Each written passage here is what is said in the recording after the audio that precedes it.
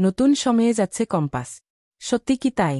সত্য, শুরু হয়েছে টেন্ট সিনেমার নতুন ধারাবাহিক কম্পাস। ধারাবাহিকে প্রধান ভূমিকায় দেখা যাচ্ছে অভিনেত্রী পর্ণা চক্রবর্তী এবং অভিনেতা অর্ক প্রভু রেকে। অর্ক প্রভুকে এর আগের টেন্ট সিনেমার তোমাদের রানীতে দেখা গিয়েছিল।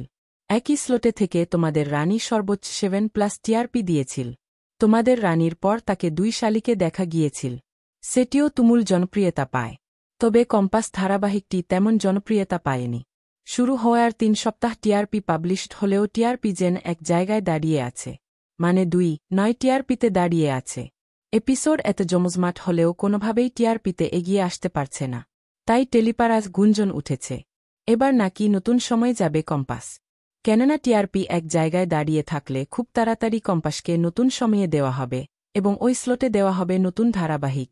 যদিও এখনও পর্যন্ত শোনা যাচ্ছে দরদিয়ে আসতে চলেছে রাত 1:00টা স্লটে। তবে কম্পাসকে কি নতুন সময় দেওয়া হবে তা এখনও জানা যায়নি। তবে এটা বলা যেতে পারে কম্পাস এভাবে এক জায়গায় টিআরপি দাঁড়িয়ে থাকলে খুব তাড়াতাড়ি নতুন সময়ে দেবে। কম্পাস আপনাদের কেমন লাগে কমেন্টে জানাবেন। বাংলা বিনোদনের এই ধরনের সকল আপডেট সবার আগে পেতে চ্যানেলটি সাবস্ক্রাইব করে পাশে থাকা বেল আইকনটি বাজিয়ে দিন।